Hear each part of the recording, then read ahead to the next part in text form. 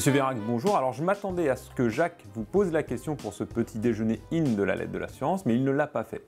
Vos livres se vendent-ils bien? Je ne sais pas ce qu'on appelle bien. Alors je sais pas, je ne me vends pas autant qu'un prix Goncourt. Je ne compte pas vivre de ma plume, mais ils se vendent très correctement. Objectivement, je suis très satisfait de l'écho qu'ils ont. Voilà. Très bien, et concrètement, alors vous faites quoi maintenant? Alors aujourd'hui, je fais du conseil en innovation sociale. Donc ça consiste à accompagner les entreprises dans leurs projets et en matière de ressources humaines, notamment en dialogue avec les organisations syndicales et protection sociale. Donc sachant que pour moi, les deux sujets sont intimement liés, ma conviction c'est qu'on ne peut construire une stratégie d'entreprise qu'en ayant une vision de l'homme dans l'entreprise. Et que la protection sociale complémentaire qu'on apporte aux salariés dans l'entreprise fait partie de cette vision de l'homme. Vous écrivez beaucoup sur Internet, vous participez à pas mal de médias en ligne et vous avez parlé de dissidence. Est-ce que vous pourriez revenir sur ce sujet? Oui, ce qui est assez fascinant, c'est de voir comment la technologie, notamment la technologie Internet, sont en train de modifier fondamentalement les relations entre les personnes, entre les citoyens, mais aussi entre les salariés et les employeurs.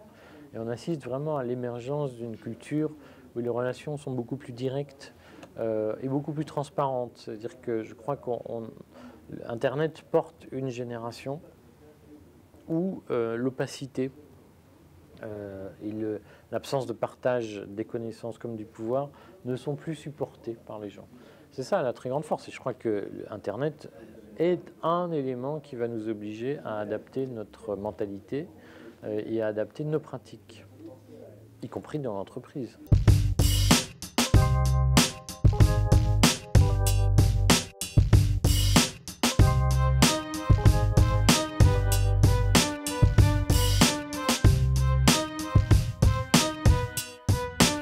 Vous avez conclu le petit déjeuner en parlant d'une assurance vie qui ne remplissait pas ses fonctions sociales?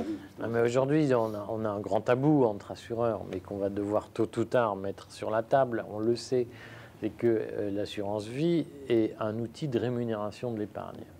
Il est difficile de soutenir aujourd'hui que ce soit vraiment un outil d'assurance. Donc notre enjeu va être de réfléchir à l'utilisation que l'on fait de ces encours d'assurance vie qui sont colossaux, qui représentent quand même les 3/4 de la dette de la France aujourd'hui. On ne pourra pas durablement les maintenir dans cette espèce de situation un peu où l'assurance vie ne sert pas au financement long de la protection sociale. L'assurance vie aujourd'hui n'est pas vraiment un produit retraite. L'assurance vie n'est pas vraiment un produit d'assurance. Et forcément, on va devoir se poser ces questions. C'est très polémique comme sujet. Ça remet en cause un modèle économique, mais il va falloir petit à petit quand même qu'on ouvre ce débat. Je crois qu'il faut réfléchir à ce qui a été fait en Allemagne.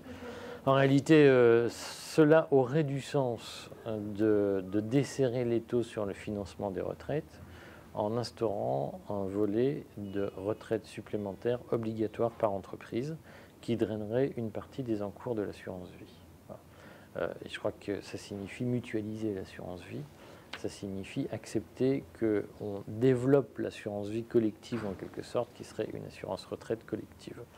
Voilà, je crois qu'il faut qu'on ouvre ce débat. On n'aura pas le choix. Il faudra bien financer les retraites. Nous sommes d'une génération qui aura aussi besoin de partir à la retraite.